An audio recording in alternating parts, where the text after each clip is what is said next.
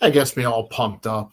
It's the first Tuesday of the month, which means we are on Hobby Hotline, and I'm lucky enough to be the third wheel in the Cousins podcast this evening. So, Oz and Tony, how you guys doing?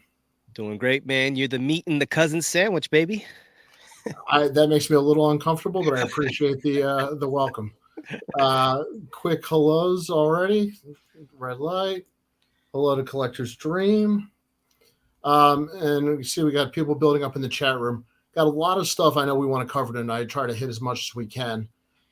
Big news in the last couple of weeks, although it's just kind of come out recently, is Kunal Chopra, Beckett CEO, who's only been on the job for less than a year or so, or less than 2 years, is out, gone.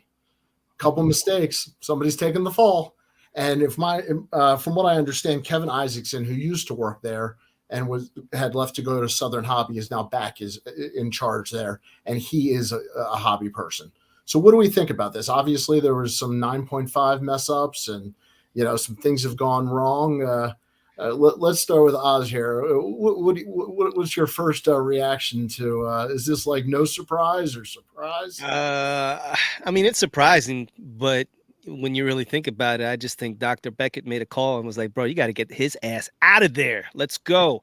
Too many mistakes. No, the company, it's just been one thing after another. It's been suffering. They needed to do something to try to repair the image somewhat. So hopefully bringing this gentleman back can get them back on track. We know the track record that Dr. Beckett had and what he had established. And it's sad to see that kind of like crumbling right before our eyes. We know what Beckett means to the hobby. So, man, I'm really pulling for them. I have a soft spot in my heart for Beckett. I love their slabs. I know Tony begs to differ, but for me, I really do like Beckett and what they represent. So I'm hoping they can come back to glory. So, Tony, let me ask you a question. The Beckett 9.5, that we're of a certain generation. That carries a sentimental, I still see a Beckett 9.5 on a card, and that means something to me. Are you not? Are you not a Beckett lover? Have they turned you off? Have you always been not a Beckett fan?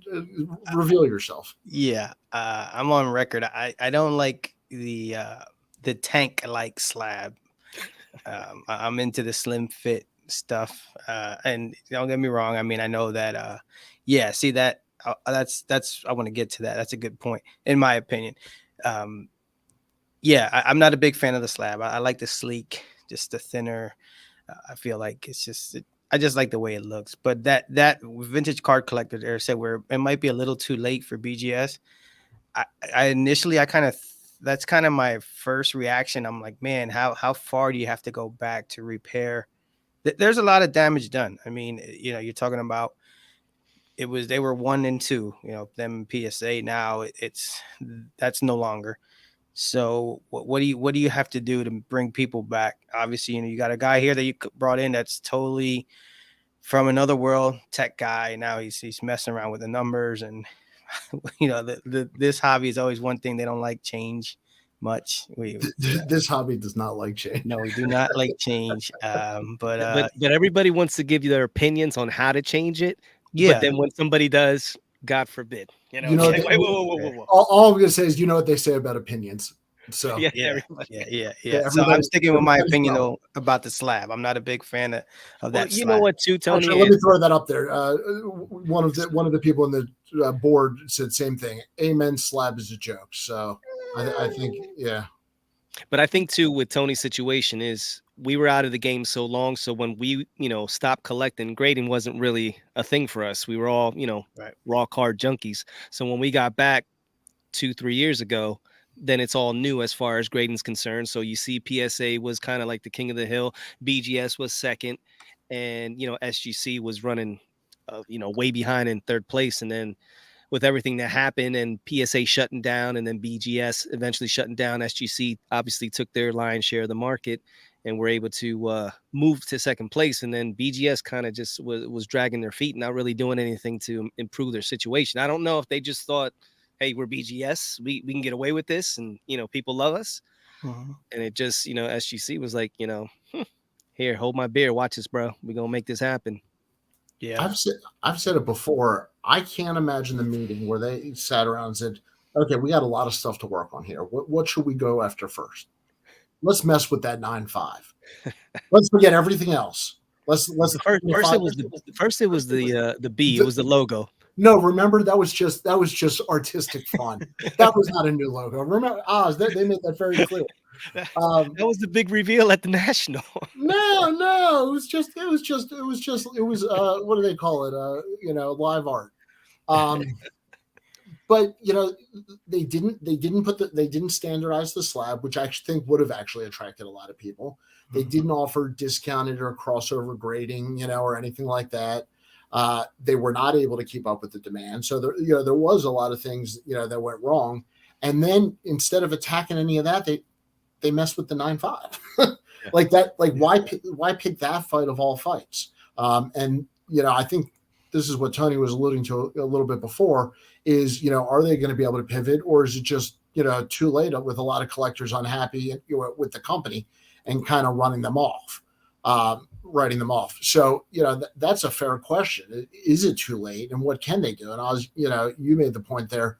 And what do they pivot to? What do they have to offer? And that's a fair question. They have to get back to the basics, and they have to provide a service that's impeccable in order for people to want to do business with them, and it has to be where people are not paying an arm and a leg to get their stuff graded. So they got to get really. I haven't done Beckett in forever, so I don't even know what the prices are now. But I'm pretty sure, what PSA and SGC are offering are better than what Beckett right now is. I'm not sure though. What do you know what the comparisons are? Beckett is offering higher prices and slower turnaround time. Yeah, very nice. So that's not gonna. And clunky slabs. Yeah. But yeah, what do they do to generate, to get a person like me or generate new business?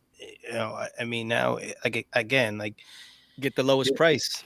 Yeah, that and a quicker turnaround time. I mean, it's about service and price. But right now, those are the two things that they have to really hammer down, and they might have to take, an L on the profit wise, but would you just rather go out of business and not even be in the game? Sometimes you gotta, Yeah, that's fair. They also have the marketplace. They've got the online price guides. Those are tremendous databases. If they could update the tech on that, I mean, of all things, they had tech people and they couldn't even, get their tech straight. They should have the best app in the industry. Where you can look up every card in their database, which a lot of people consider the most comprehensive database is that Beckett database. And that should be, forefront. We're not even talking about grading. They were, just that part of their business hasn't been touched in years. Yeah, I stopped. When I first got back in, I used that because, as a kid, the Beckett magazine. It's like, oh, this is all on the website. This is going to be great. What a terrible experience on that website. Like, this is terrible. I'm sorry. I mean, I don't mean to kick a guy when he's down, but it's just not it. I'm just, I'm kind of, not for nothing. I'm kind of looking at these slabs right now. I have a PSA slab. I don't know how well you can see it. This is the PSA that I just got back. All right. Okay. And here's a BGS slab. Now I'm kind of looking, and there's really no difference. Look left to right. Yeah. Put the PSA on top of the. No, you mean lay it over the top. You see how much wider the Beckett one is? Yeah. But, so when you I have a team bag on here, so it's kind of but I'm just saying, as far as I'm looking at it, this isn't the super slim one. I guess these EX 2001s are a little thicker. So they have the extra backing on here for this one. So these slabs are very similar is kind of what I'm getting at. So it's not like PSA is way crazier. But listen, those are aesthetics. It's a DVD case. Tony, I want you to read this for the audio. Yeah, so BGS is a VHS case. PSA is a DVD case. I agree. Duffix that's my burner account. I'm just kidding. You guys have been on the same page all night. Yeah. I want to reply to Brendan Ryan. They could take a page out of Fanatics playbook and poach C-class executives from other companies. Well, the funny thing is they did that, and everybody around Kunal Chopra was against these ideas. He overruled them. Mhm. He's gone. They bring back in a hobby person, in Kevin Isaacson, who was there previously and was at Southern Hobby, and he's back. So hopefully they do have, hobby people in place now. But I think we all agree that was definitely it was a misread on their part, to say the least. A little bit. I actually am almost a little surprised that he was, removed that quickly. I thought maybe there'd be a fall guy or two, but to go right to the top, I guess, like I said, everybody was against this crazy idea he had going on, and he fell on the sword. So I listened to a chat he gave a couple of months ago, and the question to him was posed: have you gotten into the hobby at all? Have you been involved in a break? Have you bought cards yet? And his answer was that he had bought one box of cards but not opened it yet. And if you're running a company in this industry, and that's your total experience with cards, is you've bought one box that is unopened, as a collector, that worries me. Sure. So that was from his mouth, and so that worried me, from the beginning. Vintage card collector, BGS needs to make up their minds on subgrades, either double down or get rid of them. You can offer grading with or without subgrades. I think subgrades are one of their competitive advantages. I think it's one of the few things they can do, and they shouldn't be charging for it. That's a joke. I agree with the comment. They should just be putting subgrades on everything, make it standard, and give some sort of competitive advantage. I mean, How do you guys feel about the subgrades? Okay, I love them. Yeah. I love them because they give you a reason as to why this card grades a 9.5 or a 9 or a 10. You get to see, the corners, okay, they were a little, or there's a surface issue. So you get to know, PSA, they kind of just kept it simple, and it just took off. It's an 8, it's a 9, it's a 10, but you have no reason as to why. At least with BGS, you kind of, with people that are against it, they look at it, it gets kind of funky, and they'll use that as a reason. Oh, well, look at this. And then, okay, yeah. And they throw out all these numbers, but it's like, to me, at the end of the day, when you get a card graded, you should know why that card graded the way it did. If you don't know, then, what's the sense in even getting a grade if you can't even tell what the hell's wrong with it? If George Clinton can be full of funk, there ain't nothing wrong with it. There you go. But in all honesty, Tony, does that do anything for you with the subgrades? I mean, if the slabs were unified, how do you feel on subgrades? I think I don't care about them at all. At all. Like they don't do nothing. If you were buying two identical cards, that wouldn't help sway your mind. If it's that way, if they're two. But I mean, I don't buy that. I don't buy the BGS slab. So for me, I don't really care. But yeah, if they're two, now if that was standard across where everybody's doing it, then yeah, I understand. But to me, it's just a number's a number, and that's I like the simple method. A 10 is a 10. And I agree with what you're saying, Tony. But when the number's just a number, but if you get a PSA 9 and you crack it out and you send it next week and it comes back at 10, is the number really just a number? You know what I mean? That's another. No, but that's part of the game, and that's why we're with PSA. That's my only my gripe with them. But how do we know that doesn't happen? I'm sure it happens everywhere, but at least with Beckett, I know what the hell, you know what I mean? My corners are ass. I got a big scratch on this surface. There was something on the back of the, you know what I mean? Like, I know by looking at this, I can say, okay, but with you can PSA, still like, it's such a mystery. You could still disagree with that. I mean, if they come back you can disagree with it, but at least there's a reason. Yeah. Well, I'd say as a buyer, I like to know why it got an 8 or a 9 versus a 10. It'll draw my attention to someone. Yeah. But it brings up a good question, which is, does submitting to different companies and submitting differently in different ways to get different grades, is that part of this industry? And should we be talking about other parts of the hobby and ways people are getting better grades? You're a pro, brother. I see where you're going, but listen, I mean, until I don't know where we're gonna get it. I mean, now we have the AI stuff coming about, but I mean, I don't know. Again, I just like it a simple I get the number. I'm an easy guy to please, man. Yeah, I it get is you. what it Like is. for example, I sent a card. What is it? DCI grading, Tony? Is that what it Yeah. is? Yeah, So they, you can send it to them and they can tell you, yeah, this will probably get an 8 or a 9. So I sent in an Iverson card that I had, and they said it would get a 9. So we went, sent it through a submitter, and I'm thinking at least a 9, probably an 8, or maybe even a 10. I get the card, I get a 6. Wow. I have no idea why I got a 6. It's in the nice PSA slab, brand new. DCI said it would have been a 9, and here I am with a freaking a 6. So, do you mind me asking? And if you don't want to share, that's fine. What you paid for the DCI? Yeah, What was it, $10, Tony? yeah. $10 that's per card.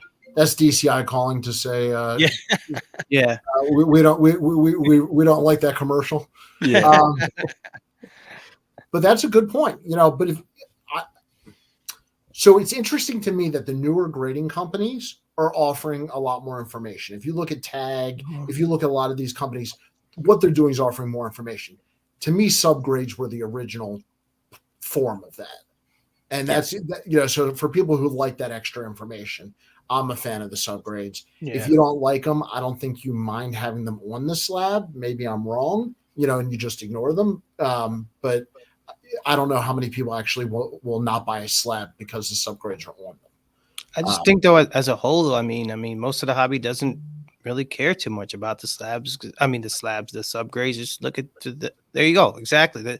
The secondary market says most people don't care about them. I mean, I like the people who were really into them, really love them, and the people who were just like, yeah, whatever. Just it doesn't do much. So, I don't know. All right. So getting good grades on cards. Big story this week. We have not only are we talking about card trimming, but we are now putting out how-to videos, which is fantastic. The only thing we needed in this hobby now was people to open up stores, sell products, and do how-to videos on trimming cards. Former NFL player, and I think he played for the Philadelphia Eagles. I could be wrong. Evan Mathis has changed his career quite the 180 here. Not only going into the card game, but being very aggressive in the altered card game. I guess the question is, Tony, give us a little bit more on this story and what the heck is going on. Yeah, so this guy comes out, Evan Mathis, who I didn't realize it was that Evan Mathis, but yes, it is former Philadelphia Eagle Evan Mathis, and basically, yeah, he does a how-to on the trimming the cards, and there he is. That's the hair. It's the hair, man. The funny part is that Oz and I were laughing because he whips out. We always say he whipped out the 3rd grade paper cutter thing, and because like you'd think it'd be like this whole elaborate thing going on. No, it's just the old school construction paper. And but don't forget, and he recommended a used one. Yes, yeah. I mean, it's very You don't want to have a sharp edge. You want to have a little. It's all about the details. For vintage. Right. For vintage, yeah. Modern could be, but he details this thing and puts it out. And I mean, you have people who come out and say, "Hey, this is crazy. This is absurd. This is ridiculous." But just as many people were okay with it, which is just like, wow. I'm like, man, like how autographed like old cards were like taboo. Yep. So like, and now it's people collect them, and they're probably they've seen like more like people want them more. So is this now going to be accepted where it's like, just trim them and Well, I don't want to say trimming, but altering artwork has been done for years. Mm-hmm. Restoration is what they call it. What if there was an industry for card restoration? Oz, does that sound any better to you, or is this just slimy trimming? What's that kit called? The Kurtz Card Care? Is that what that's called? We don't need to get it right. Yeah. Yeah. Well, either way, I some people swear by it, and then there's others that feel that that's the the bane of their existence. Like they can't believe, oh my God, you have a Kurtz Card Care. Like I don't know, man. Like to me, first things first, I want to make sure that card is real, that it's a real card. I want to make sure it's authentic. That's why we have these grading companies. You would hope and pray that the card that you have is not, altered in any way by another individual for greed, purposes. We have this thing called integrity that we like to talk about. But when money gets involved, integrity sometimes seems to go out of the window in this hobby. And we'll do whatever we can to get that edge and that advantage to put a couple more, buckos in your pocket. So it's tough to say. I'm not an advocate for trimming. The card is what the card is. So if you pull it, you know, that's the way it came. If it was off centered, if the corners were smashed, whatever, better luck next time. Now, if it's a vintage card, it's vintage, it's old, it's damn near 80 to 100 years old. There's gonna be wear. The corners are gonna be rounded. It's probably gonna be off centered.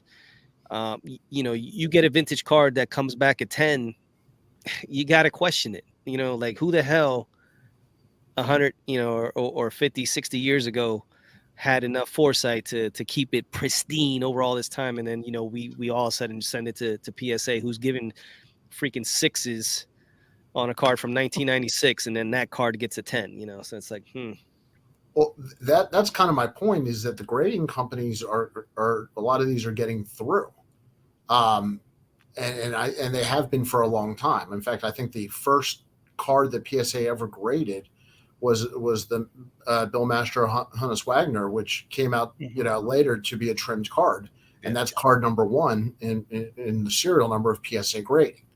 So it's gone on for years. You go, Tony. Way to back a company, bro. Yeah, but it's gone on for years, but nobody made a how-to video until now. Like, yeah, I mean, like, well, yes, but is there?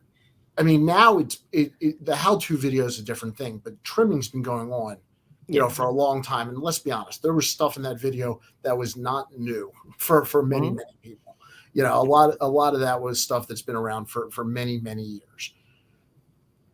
I've talked to a lot of people about this video. I'm surprised at the amount of people that believe that a decent amount of altering of the card, not altering, wiping the card or something like that, is okay. So where's the line? Like, I believe you can take a microfiber cloth and wipe off the dust.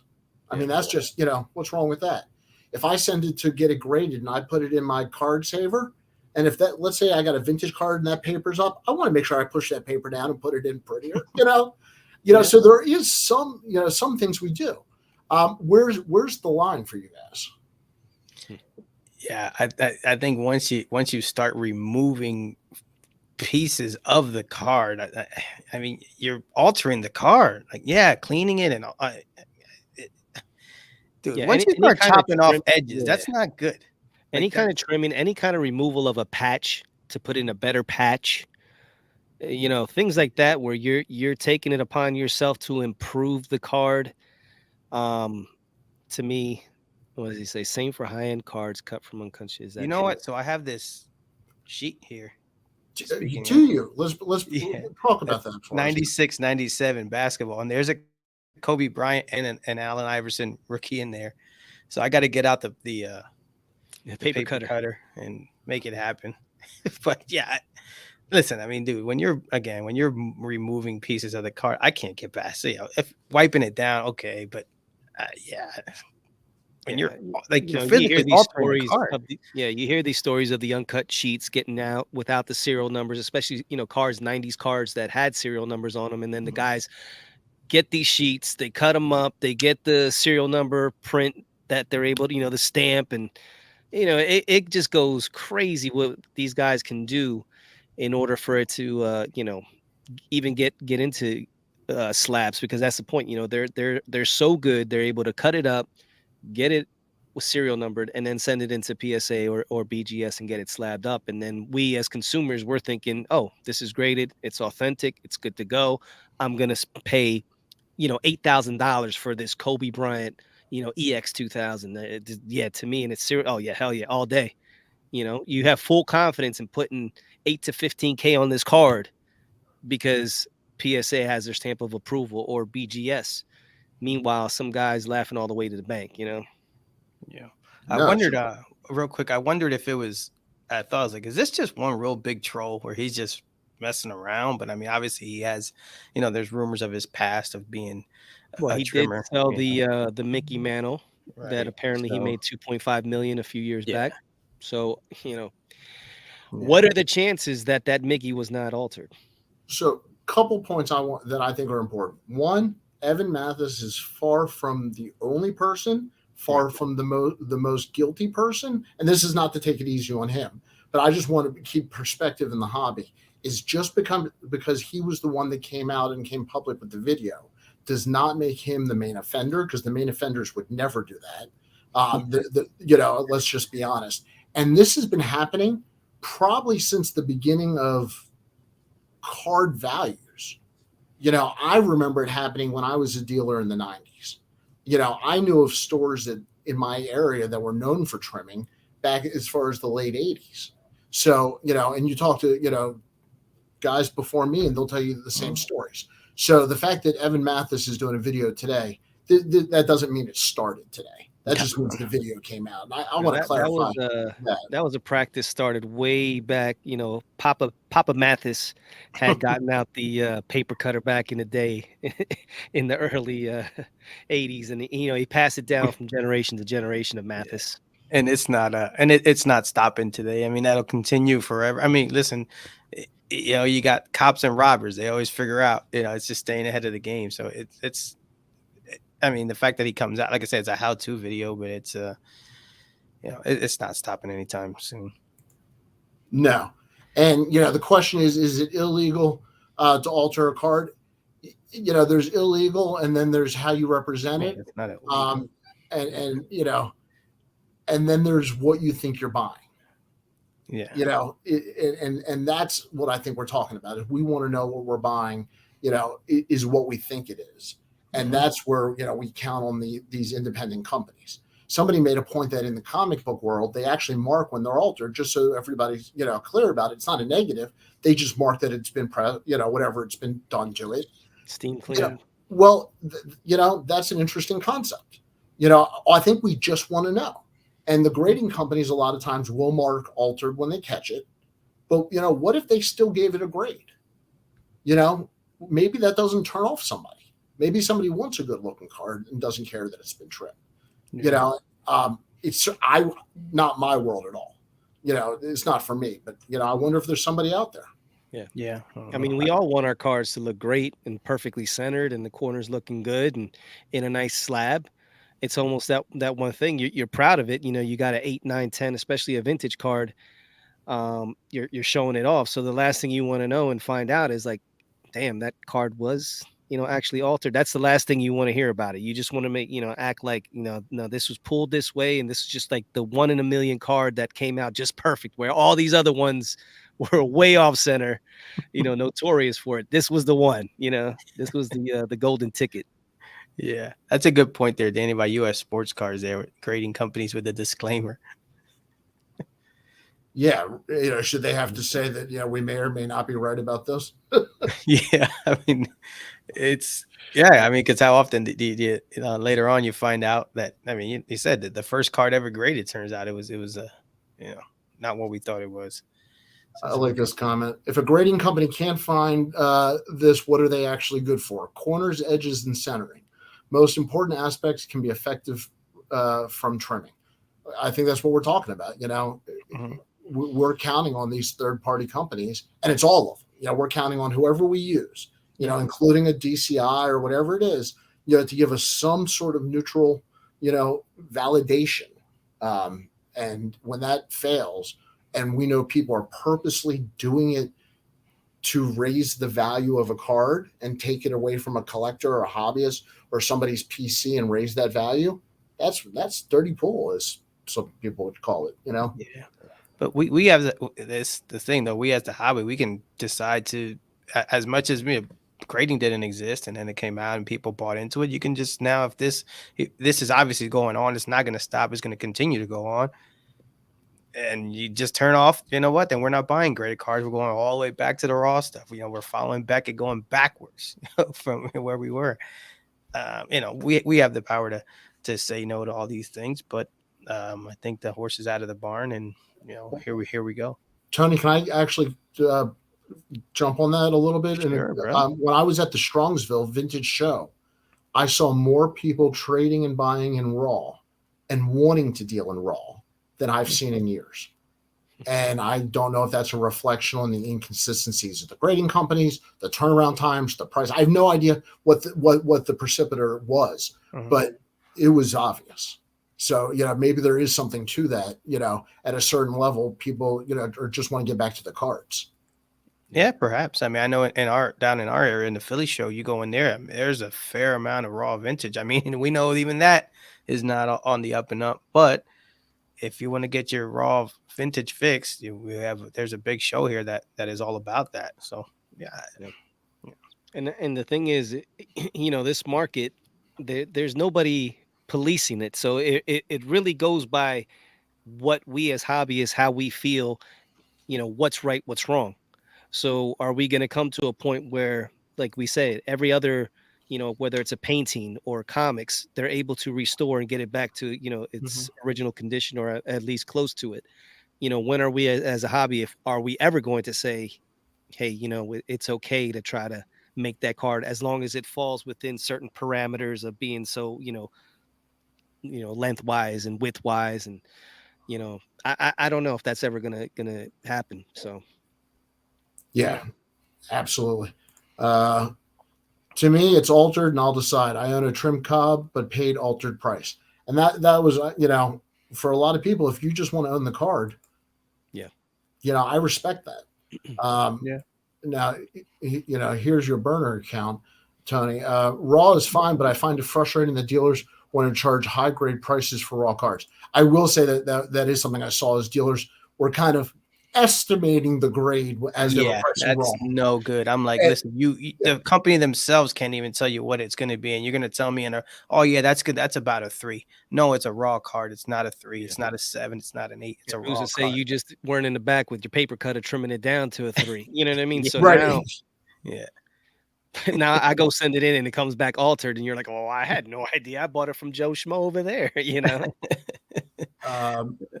Michael, I agree with Collector's Dream. I would not mind an altered card. I just want to make sure it's authentic.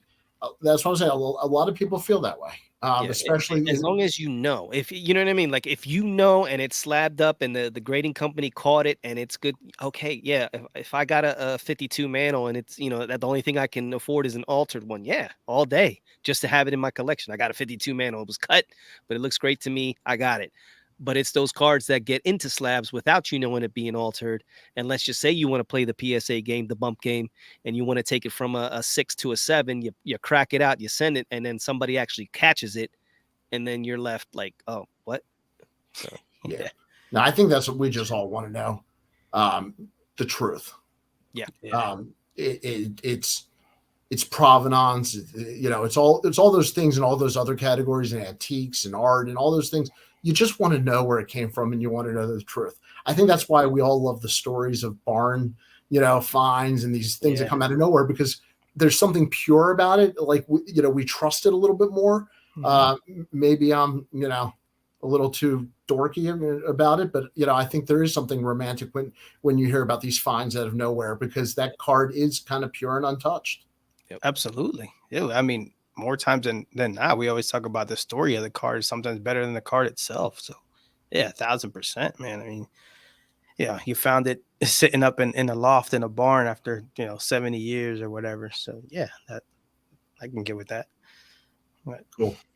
I think a little shout out and a little congratulations is due before we move on too much here. And I'm going to go a little bit out of order and catch you guys off guard here. Little Philly in the house. And tonight there was an announcement in the NBA. And after a couple of years, Joel Embiid has been named NBA MVP. So congratulations, guys. Thank you. Finally, after 2 years of being runner-up, in a very highly contested battle for this year, where Jokic was in the running for a third MVP, which would have been pretty amazing because there's only 3 other individuals in the history of the NBA to do that, and they all had multiple championships and multiple awards and are the greatest of the greats, the GOATs. So that would have made Jokic one of, if not, top players ever. And I love Jokic, but he is not that to me, at least not yet. Until you get a couple rings on your finger, I don't believe you should come anywhere sniffing 3 MVP trophies. But congratulations to Joel, definitely earned. Um, he did his thing, and this year he finally. I believe the last 2 years he really wanted it, and this year he went into it saying, "I don't care. I'm just gonna play. If I get it, I get it, and if I don't, I don't." And now this is when he gets it. His reaction looked like he wanted it. Yeah, I mean, yes, but I think at the end of the season, Yeah. those emotions come pouring out. Right. I'm not saying that he was playing like that, right. but I No, think but you I'm can saying see his how focus much is deep like down. for the last 2 years, his focus was I want to be MVP. And it wasn't really like I want to win a championship. This year, it's like I want to win a championship and let the chips fall where they may. And now it's like, man, 3 years, it finally hit him. He just started crying, and it means a lot, man. Yeah. Yeah, I think we let the Philly cage open here. Harper's back, and B's MVP, and the Union are going to beat LA in the Champions League. We got a well-deserved Embiid. Ziggy, very funny. MVP Philly. They screw the Philly on the NFL MVP and give you the NBA. Yeah. I'm not. I don't think they deserve the NFL, but moving on. Anyway, so. But we're in a time of year where we got NBA playoffs going on, and let's tying that to the hobby. We know the guys who perform well in the playoffs, card prices go up. We know guys that a lot of times prices will go down if something happens. Baseball season is starting. We know everybody overreacts in every sport, so you got that first month under your belt, which means you got to invest in every player who's had one good month, immediately buy all their cards. And if, somebody hasn't played well this month, immediately sell all their cards because that's a proper overreaction for the hobby. I think we want to touch on some guys that are actually hot and cold in the sport a little bit. Does that sound okay with you guys? Yes, sir. All right. I'm going to defer because I saw this comment here. Hail Mary Sports Card says Dylan Brooks. Stealing my thunder, bro. You're stealing my thunder. So I thought that was a good opening.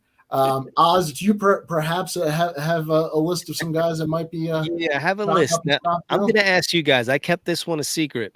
Who do you think now on the top 5 NBA sellers on ComC in the last couple of weeks? Who do you think was the top selling NBA player? Michael Jordan. No, he's a current player. Oh, current player. Wow, good question. Steph Curry. Nope. No.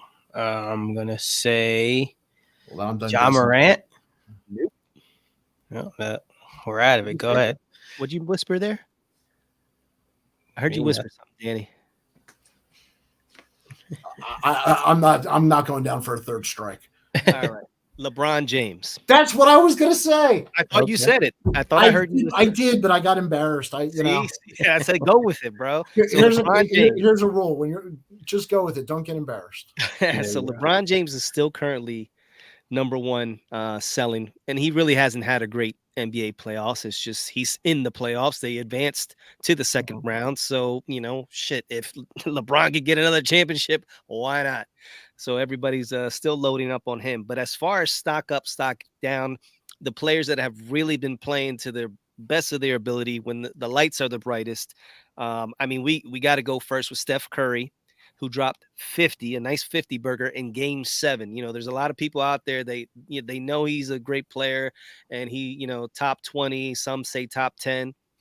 Some say he changed the game. It's a little bit of controversy when it comes to Steph Curry, but there's always he can't play defense, and when the lights are the brightest, he can't get it done. But here he goes, dropping 50 in Game 7 against Sacramento Kings, who they're. It's just the craziest thing for me to say that they're an up and coming team, and they took the Warriors, who obviously have a chance to win another championship, to Game 7. So that was huge. Steph Curry, definitely stock up. My number 2 guy. Go ahead. Can I throw a shout out to Steph Curry at 35 years old, by the way? I don't think people talk about that enough. Yeah. I'm not even kidding. He put up 50 at 35 years old, like he was a rookie. Yeah. and he ran around like it. Yeah, dude, Yeah. his I just want to give a energy shout out. is limitless. And he plays like he's a kid out there. He loves the game. He's always shaking and dancing, doing his little thing. Everybody loves Steph. So are we, Oz. Every time we talk, There There you go, Danny. seen them old pictures of you. I know you were getting it in back in the day.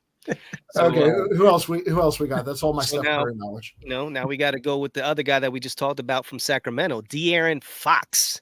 De'Aaron Fox has come up like the ultimate come up. You want to talk about a glow up? This dude went from mediocre to good, and now he's an elite player. And he's not only elite offensively, he's elite defensively.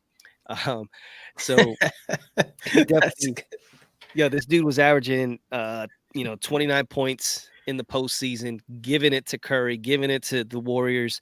He even fractured his finger on his left hand, shooting hand, and was told he was going to be out. He came back in, wrapped it up, and was shooting threes even better. So this dude, he's a baller right now. So his stock is definitely up. Your thoughts, Tony, on Mr. Fox? Yeah, he's man, we were close to getting him too. There was rumors that he was going to come to Philly. Yeah, he looks like he's coming into his own. That team looks nice with him and Sabonis. They got a nice little 1-2 right there. Yeah, let's talk about that real quick. I said I love the preemptive apology that happens before admitting to being a LeBron James fan. Yeah, I mean, I don't know about Danny, but there's two guys in this panel that are not really about that life. But it's that's a whole nother show. We're 42 minutes in, but which of these things listen, is I like the LeBron. other? Which of I these don't like things LeBron. is I don't love LeBron. It's just not for us. And then you have I mean, I'll steal a little bit of your thunder, as not all of it. I mean, for me, also, I mean, Embiid, that's a little got to be a stock up from hitting. Well, Yeah, that's from a hobby point of view. That's late breaking news. Stock up. Yeah, with the hobby, so obviously he's hurt. He missed the last game of the first round, which the Sixers won without him, and they go up to Boston, shock the world, without Embiid, and win the first game of the second round. Can I ask you guys a question that I genuinely want to know as a hobby person? Does Steph Curry still have room for his value to go up? Ooh, and does it take games like this more than championships? Like in some ways. Both. I think he needs to continue to perform. Like in order, I mean, he's already at a pinnacle. He's not Jordan level yet. He's not even. I mean, actually, LeBron has dropped significantly. So right now, Steph is currently trading at a higher value than LeBron. Now, if Steph gets another one and he's performing at this level, which obviously it doesn't seem like he's slowing down, these are the performances and another championship in order for that to take it to the next level where you're talking, not Jordan type money, but close. I mean, definitely higher than Giannis. Collector's Dream Curry prices have peaked. That's my curiosity. He might be the one guy that might be able to just bro, because he's going to be he's like somebody said in there, Gen Z. He's their Jordan. He's maybe not immediately, but man, if he gets another title, he's gonna be the guy that really might be able. That would be 5 rings, man. So it's like when you fill the hand, it's a different room in the Hall of Fame. Yeah. I mean, he's no Tom Brady, but right, or Bill Russell. Yeah. He might be the guy just because all the he's a guard, he's flashy, he's gonna have a ton of everybody rings. loves him, bro. Everybody loves him. You don't have no dirt on Curry. Right. Hey, Oz, can you read this guy? I think Ziggy makes a good point here. All right. So Fox, Mitchell, Tatum. Look at the impact the city has on value. Remember, Fultz was first in Philly and Ball was second in LA. Redraft tomorrow today, and wow. Yeah. That's crazy, man. I mean, city does, impact value in the hobby without a doubt. Yeah. With Fox being in Sacramento, it's like, being in the middle of NBA nowhere. So, if he was in a bigger market or something like that, I think we'd see a lot more. I mean, if he was playing in New York, Miami, whatever, something like that, I mean, he'd be LA. All over, all over TV. Does it make a difference that Embiid is in a bigger market like Philly, that his prices would have gone up more, maybe, even than Jokic would have gone up if he would have won a third one today? I don't see, like, there's no love, there's no hobby love for JoJo, man. That's what I'm saying. I don't think his go up today like Embiid's do. No, dude, if Jokic would have got a third one, his prices would be through the freaking roof, and they're probably still going to go there. They're still going to be higher than Embiid, and there's just a negative bias towards JoJo. I don't know, people that you're. It's one of those. If he's on your team, you love him, and if he's not, you hate him. You can't stand him. You know, he's a troll. He likes to talk a little smack. He's always flopping everywhere. He flops more than LeBron James. I call him a baby giraffe. And people just, they either like marvel at what he can do at 7 foot, 350, 360 pounds. But again, like you said, Jokic is boring. But at the end of the game, you're looking at 35, 12, and you know what I mean, and 11 assists. And it happens every day, damn game. And you're looking at it and you're like, what? It's the boringest thing. But at the end of the day, you can't argue the stats. But then it's like, I don't know, man. I agree with this pretty much exactly from Ziggy. I think this is the curve that most superstars go on. Yeah, it's gonna be. Yeah, that you get that bump and then it comes back down. Now, there's always going to be the couple exceptions. So don't Mickey Mantle me, don't Mike Trout me. I mean, there's always those guys. But for the most part, it's hard to add to your value when you're already this high, when we're talking about LeBron or Steph or something like that. Right. Yeah, that's fair. But like I said, maybe that that fifth ring could just slight bump up, which is hard because not a lot of guys are, since the trend of the hobby blowing up and then coming back down, for him to be able, if he gets that fifth title, I think he can take a bump up, and then it'll, obviously over time it'll come back down a little bit. If he gets another one, and if he continues to play at this high level, that now takes him to a stratosphere where you're talking GOAT. Not Jordan, but right below Jordan. You're talking top 5, maybe top 3, maybe best point guard all time. So it's a conversation a lot of people don't like to have, and they think it's blasphemy. But dude, if he does it again, he's the best player on the best, on a dynasty in a league where you shouldn't have dynasties. Like, yeah, man. Yeah, absolutely. So, De'Aaron Fox. Who else did I miss on the down list? So last one, this guy has been the freaking man. Jimmy Butler. He is him. He is the man. Himothy. He's going out there. He's putting the heat on his back, taking out the number 1 seed Milwaukee Bucks. He goes out there and he takes down the Knicks. And Jimmy is the most undervalued dude in the hobby. He's a beast. Obviously, he doesn't have the hardware, but when it comes to just like a straight dog, somebody that you want on your team, bro, and that could take over and absolutely change the entire game, Jimmy Butler is the man. Stock up. All right. What young player, rookie or second year, has the biggest upside if they help win a ring? Reeves on the Lakers. I don't know how many minutes he's going to get long term. Reeves is a nice player. He's a nice player. I just don't see his collectability being there. I don't know if a guy like Evan Mobley or who would you think is a good up and coming kind of player to invest in? Tyrese Maxey. There's a surprise. If he goes out there, no, I'm not being because of a homer. I just thought like Tyrese, he's on that verge of superstardom. Where he can dominate a game, but then sometimes he can disappear. If he can stay consistent and the Sixers actually, make it to the finals and God forbid they win one, and he's a key contributor, dude, sky's the limit for Tyrese Maxey. How about Jordan Poole? Jordan Poole. Yeah. Jordan Poole is he's a player, man. Yeah, those guys got. He's a mini Curry. He's a Curry in the making. You know what I mean? Yeah, Ant-Man has the biggest upside, perhaps. On that team, he might have a chance to shine a little bit better. Yeah. But Ant-Man being in Minnesota, that's another one where it's like, we get out of it. He did his thing in the first round. He definitely balled out. You saw a maturing of the Ant-Man. It's just like you said, he's stuck out there in Minnesota with a bunch of guys that I don't know if they want to win.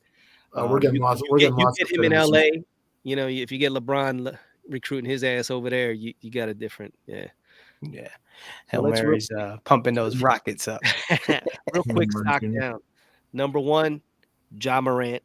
Obviously, he had the the gun issue. He was allowed to play in the playoffs. Played actually pretty good, but after everything that went down, they Off-court gun issue. yeah, Stock down. right, Good. and Okay. and gets bumped in the first round after saying, "Hey, we're fine in the West. We're gonna own the West," and gets bumped in the first round by the Lakers, A seed. Not very good. Now, there's a guy that skates by every year who has the ability to be one of the elite players in the NBA, but he's like Mr. Invisible, not only in the NBA, but in the hobby. Mr. Donovan Mitchell from the Cleveland Cavaliers made the move from Utah, thought he could come into Cleveland and really make a push. They went up against the Knicks. The Knicks are an up and coming team, but they're still young. Cleveland was the number 4 seed. The Knicks were the 5th seed. You would have thought he would have had a bigger impact in that series, and he kind of disappeared. So Donovan Mitchell, to me, as each year goes along, his stock continues to drop. And this one, I would say it's more of like a stock steady, but it's very surprising to me was Giannis Antetokounmpo getting bounced in the first round when they were pretty much guaranteed between them and Boston to make it to the finals and possibly win another one. So, and he was in the MVP conversation, and to, go out like the way they did was kind of soft. So stock down Giannis. And of course, Dylan Brooks is the ultimate stock down. He basically got the news today. They don't want nothing to do with him in Memphis. So, he's coming to the Sixers. And a shout out the fact that he was called out early in the chat room tonight for being down well before we got to the topic. You're having a bad day when. So, absolutely.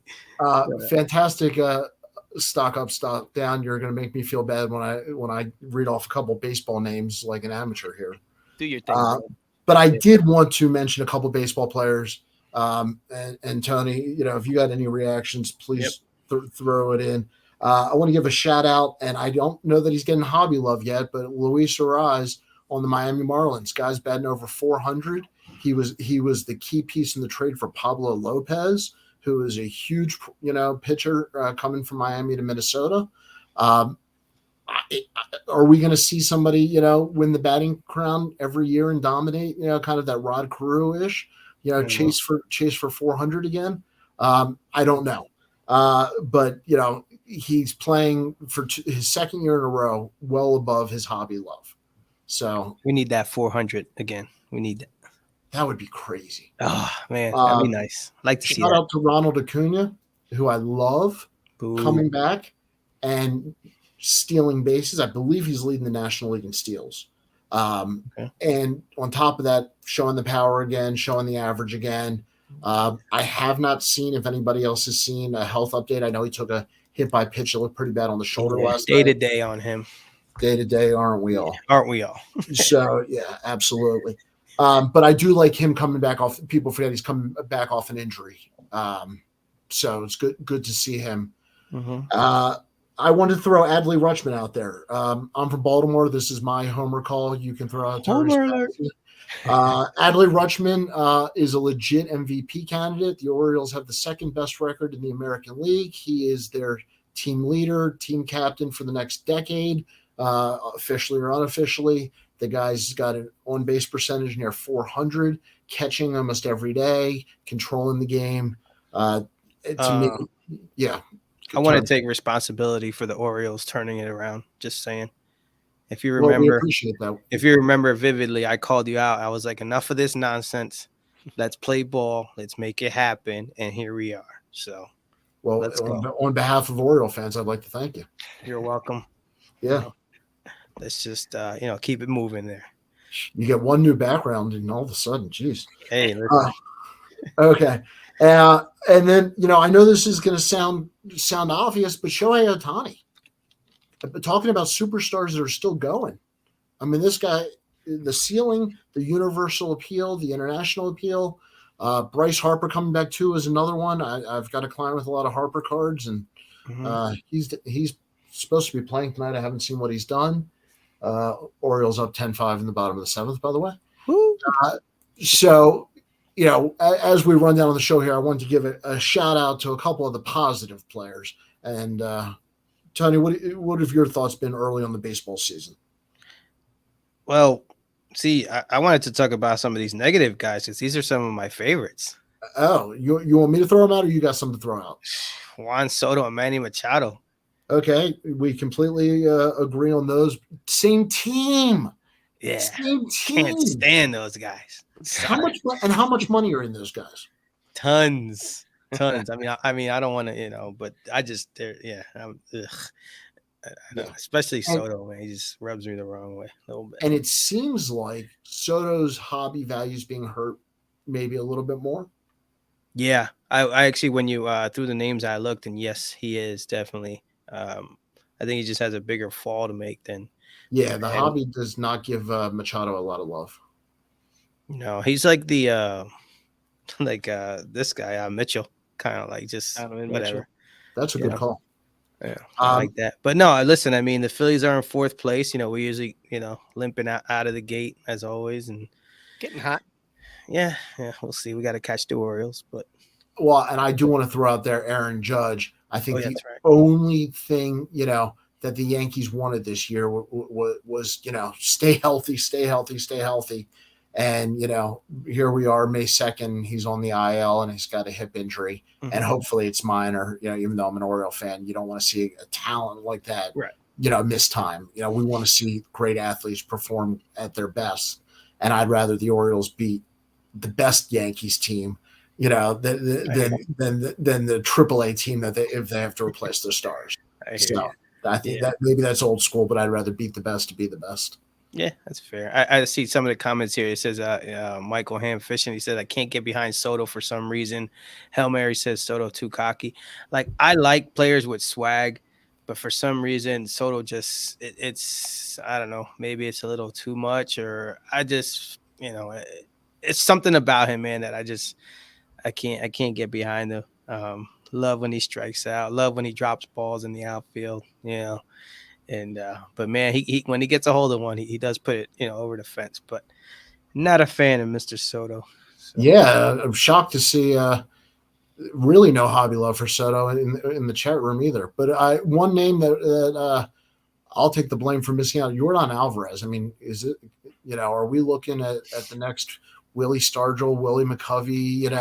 I mean, he is unique. To me, he's almost like a left-handed Frank Thomas. okay. We're just he is attacking that ball.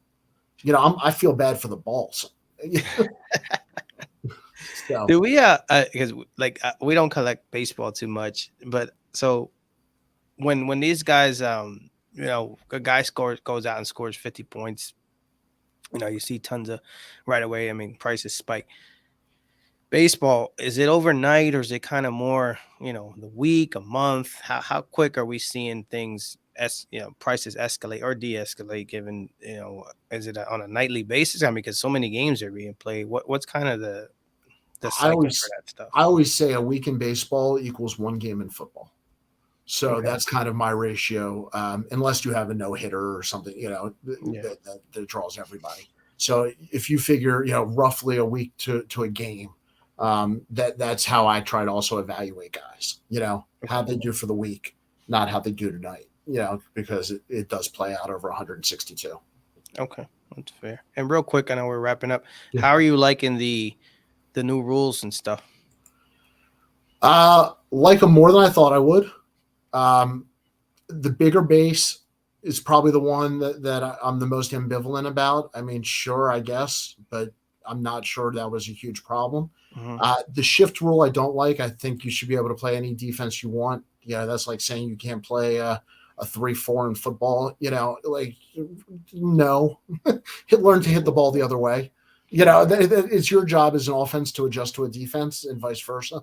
So that's my only feeling on there. But I Yeah, love the quicker games. I love the quicker games. I know I can actually kind of watch some of them now. But two things. Yeah, I don't like them outlawing the shift. Like you said, these are pros. You should be able to do something. You got to figure it out. And the limiting to throwing to first, I'm not a big fan of that either. So, Well, the only reason they did that was so guys wouldn't cheat on the clock rule. So I think they were trying to anticipate guys taking advantage of it. I don't love it either, but I don't know how to get around because guys would absolutely step off all day to get around it. no doubt. So I don't know how you handle that. Yeah, that's fine. And last thing I say, and I saw like Scherzer is like kind of a wizard with the pitch clock. So tip of the hat to him. That's my kind of style. I mean, mess around with the clock a little bit, stuff like that. So well, he's also been ejected for sticky substances here, which evidently look, we got which evidently he was following the rules. So I am still curious about that whole thing. Talk about things that disappear from the news pretty quickly. Yep. Like, you're not cheating or card trimming, you ain't trying. Yep. Right. Exactly. And speaking of about getting on the way out, I think it's our time to say goodbye, gentlemen. Yes, sir. Yes, Hey, sir. real quick, I just want to open this up. Yeah. Mr. Texas Car Dude, my Yeah. man Brad Bethune, he sent me this. He said, hey, listen, Oz, I got something for you before I burn this goddamn card. Get it out of my house. That is similar to what it sounded like. I said, what is it, Brad? He's like, man, it's an Eagles. I don't want it. Do you want it? Because I'm a big Cowboys fan. I said, send it to me. I don't care what it is. So I'm opening it, having it open it up. Shout out to my man, Brad. Mr. Brad Bethune. Be rad. What we got. Ooh. Oh, we got a patch and everything. So we got a AJ Brown zoned in Panini. Got a little swatch. Oh, that's cool. There you go. Look at that. Hey, I'll take it, brother. Thank you very much, Mr. Brad.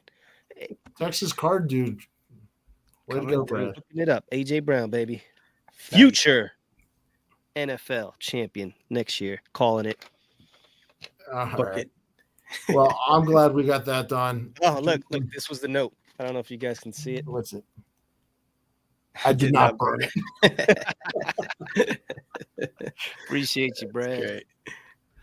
All right. Tony, thank you. Thank you, Danny. Way to run the board, man. Appreciate you. Make sure you guys check out the 38 shows that Danny is on. He is the busiest man in the hobby. So please show Danny some love. You basically can't miss him. Turn on a podcast, YouTube, open a magazine, look in the sky. I'd also like to thank Oz for being on tonight. We really appreciate having both cousins here, and it's always the mensch fun of all having mentions everybody together. And on that note, gentlemen,